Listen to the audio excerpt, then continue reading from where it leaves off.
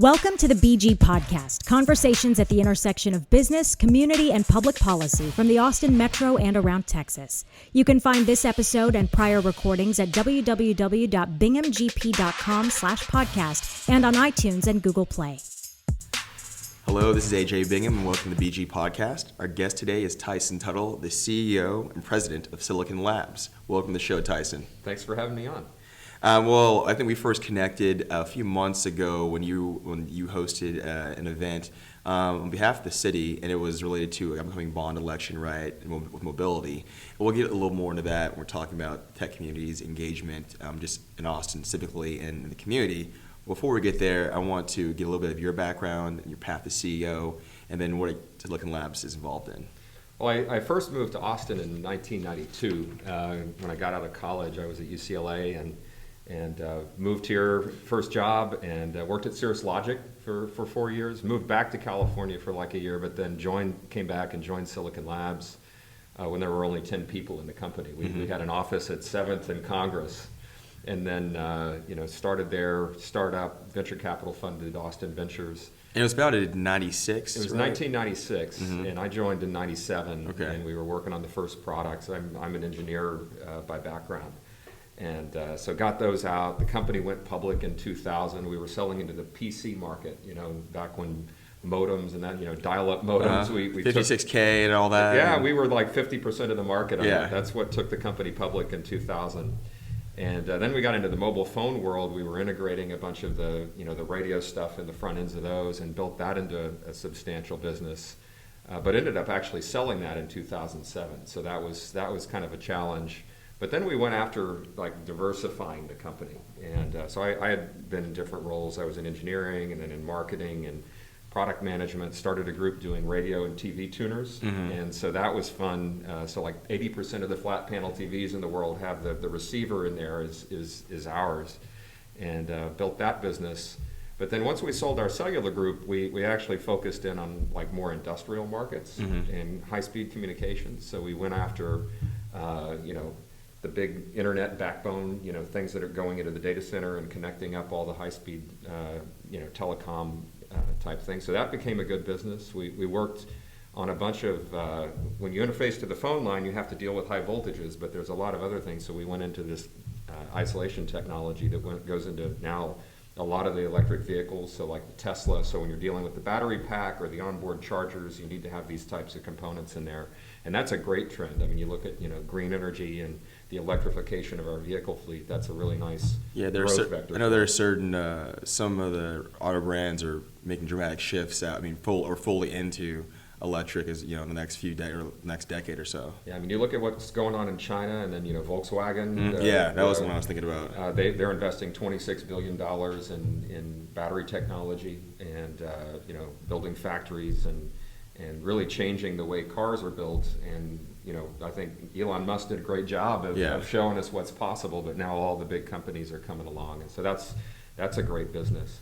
And then we were kind of pioneers in integrating all of this radio technology onto silicon and realized that with mobile phones and the cloud and the internet and all that really everything in our lives and in our economy is going to get connected up. So we started focusing on the Internet of Things back in 2010. Yeah, and that's a term I think it's been around, and it's kind of almost like AI, right? Like you're here, I've been hearing it. I'm 36. Been hearing it probably the last 15 years in different, capacities. Yeah, right? AI is getting now rolled out. In fact, in the IoT, there's intelligence that's going all the way at the edge, which is really exciting. And what is the edge? I've heard of edge to edge. The edge is the sensors and all the devices that hook in. So okay. It's Can you give me a consumer example? Like a thermostat or a door sensor. Like a Nest or something like that? Or? A Nest would be an edge device. Nest thermostat? Right. So things that would hook to your Wi-Fi network or things that would hook to your phone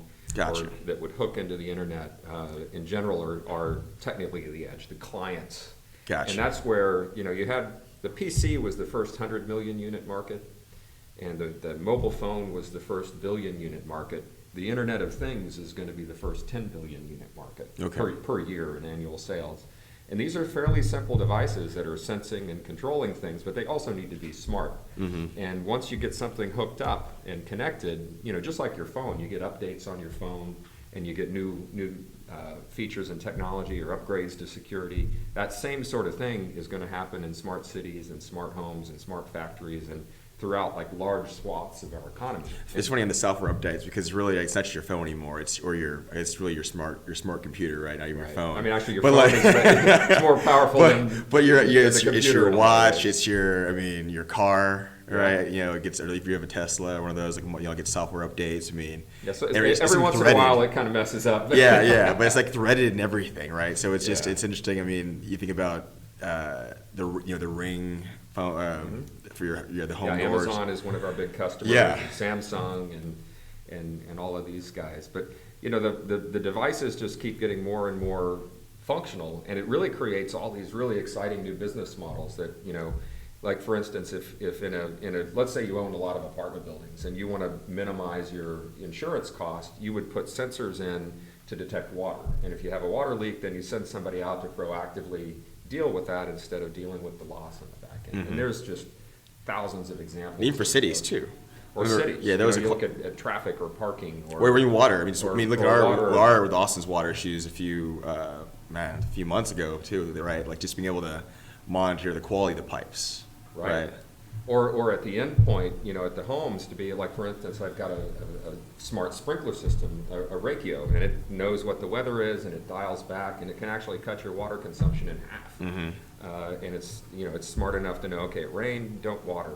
You can very easily control it no matter where you are. And so that type of functionality, a lot of us think about it, in terms of the stuff that you can go to Best Buy and install. But, when you start thinking about commercial buildings or factories, those same sorts of concepts get rolled out. The challenge for us is that, we're doing all of these chips and semiconductors that go into that, but it's also, there's a lot of software, and you got to go all the way from the silicon all the way to the cloud, and you've got to enable apps and make that really easy for people to use, because and also you've got tens of thousands of customers that you have to support. So the diversity of those markets becomes a real challenge. But engineers like solving problems, right? And as long as you kind of can comprehend, the challenge that you got, a lot of times there's a lot of innovation that can be applied to solve those problems. Just because we are somewhat of a policy show too, so what just with this. The pace of innovation, I think, in the Internet of Things, especially when we get to like the home use, right? So with, like for example, Amazon products or Google's voice products, right? And it's almost the kind of the pace at which we went from not having a lot of electronics besides your phone in your home to now basically a bunch of eyes and ears woefully in your home. Have y'all? You're on the chip side mainly, but do y'all kind of weighed in or been asked because of your expertise in this market about some of the regulatory concerns with it? I know those have come up. There are a lot of things in terms of privacy and in terms of security that get into regulations globally. So you've got a lot of trends in Europe where they're coming in. They're actually leading on a lot of these things. And once a large market institutes kind of those types of regulations, then kind of the rest of the industry will follow. Like the EU or? Exactly. Gotcha. GDPR and some of these things in terms of like where the data is, who can access the data. In medical applications, for instance, you've got a lot of privacy things that you've got to navigate through. But at the same time, you want to be able to, develop smart devices that can actually help improve outcomes and save cost, right? Yeah. So there's always this trade-off between privacy and ultimately security, and making that cheap and easy to use and uniform is one of the key things that you gotta worry about there. So I think where do you think we are right now in terms of the Internet of Things, right? We might have talked about that just a minute ago in terms of we see it on the consumer side. It's in our cars, watches, homes, right? We are living. How far are we ahead? I guess the 10-year projection of where we could go. You look at the last 10 years, and let's talk about how much more connected the world is now, and how that's changed our economy and society over that time. You've got, the mobile phone, you've got Uber and Lyft and delivery, you've got Amazon, and this is disrupting large swaths of the economy, from transportation to retail to energy, and that's creating a lot of challenge, both at the municipal level, the federal level, in terms of retraining the workforce. The scary thing in some ways is it used to be in our parents' generation when you had industrialization and globalization and the internet came along. These things happened in generation sort of time frames. Now the change is happening so fast. So you say, what's going to happen in 10 years? Yeah. I mean, it's going to be even more dramatic than what happened in the last 10 years. That's fair. I was with a friend over the weekend. I was joking that, okay, I'm 36. I remember, seeing, I was a baby. I was like 5 when the Challenger explosion happened, to going from that to, remember getting the internet, getting dial-up AOL or Prodigy. Remember those remember that back in the 90s. You actually remember that. I do. I still have my username. I still use my username, right? Just kind of stuck. But one of my friends just logged into MySpace the other day, and they said it was like a time warp. It was like, everything was from 10 years ago. I found my old AOL email, just anyway. So you go from that to dial-up to get it. I remember one of my buddies had, there was the high tech. He had a StarTAC phone, a Motorola phone, and the clamshell. Yeah. And our freshman year, since '97, that was the end all, right? And then I got my little Nokia, those indestructible ones later on, but that was it. And then even in college, right? It was AIM for AOL, Messenger, and then Gmail hit, right? And all goes, that the pace. It's been slow, steady progress. But my point was this, I guess, how fast it happened within like a decade from when I started high school in '97 to 2007. That span of time. I remember getting my first iPhone. iPod came out at the time. That was basically and the social. And the iPhone came out, and now look at what our smartthings can do compared to when. I could record this whole show on my phone, right? I mean, like if I want, like it's just an edit and everything else is crazy. I mean, the phone, these mobile platforms really are just. I mean, it could be a studio for me if I wanted it to. It's crazy the pace. So I agree. It's just. It boggles my mind where we could be in 10 years, given where things are going now, where it seems like something new every day. I mean, you look at some of the trends, and you mentioned AI before, but, the facial recognition and, license plates, and, I mean, you look at what's going on over, in China and things like that. There's just a lot of development of making things smarter, and a lot of this is also going to be, it's not just the gig economy or something like that, but it's going to be actually replacing jobs, right? If it's a transactional job, I mean, between robotics, I toured, actually, if anybody out there wants to do something cool in Austin over a weekend, sign up for the Amazon factory tour and go down, or the fulfillment center tour. Is that down in San Marcos? And there's only 1,500 people there. They've got like a million items, and it's robots all over the place delivering stuff. And it's like, you look at that and it's like, wow, where is the technology going to take us, and what does that mean for the types of jobs and the education system that we need to have, and how do we prepare ourselves for that kind of a future? Because I'm actually really bullish and optimistic. I think that the connectivity and the intelligence that we're delivering is going to really improve people's lives. But at the same time, if you had told farmers 100 years ago that 80% of the population was farming, and today 4% of the population is farming. If you had told people, hey, automation is going to replace, almost all of the farming jobs, people would have freaked out. Yeah. Right. But in the end, it freed up people to go and work on other things. But you've got to make sure that people are prepared and our kids are prepared for what's coming next. And those changes, people will change jobs multiple times and even careers multiple times in their lives. And so how do you help people? I mean, you look at, I'm involved with KLRU, and we're moving from UT over to ACC and the Highland campus, and you look at what they're doing over there, and it's a great resource, but there's a lot more work that needs to be done to make sure that that's accessible and available to people. Yeah, I always think about just the jobs. I mean, see those articles about kind of lamenting on the jobs we're going to lose, or those articles, in 10 years, all these industries are going to be eliminated, but it doesn't talk about what replaces those, right? It's always, I mean, I think I'm somewhat bullish too, and like I believe in kind of our, at least the American ingenuity to think of kind of, like a better word, hustle, and find that next angle for something, right? So, no more, if it's, cars always need tires, right? So where's the market for that? And people want secondary tire. I mean, there's always, at least in my business, I feel like there's always an angle if you kind of think it through, right? And don't just look at what's presented like, oh, I guess it's over, right? There's always something. There's always going to be something new. Yeah, at least for the people. Yeah. I mean, maybe it's the entrepreneurs out there. They'll figure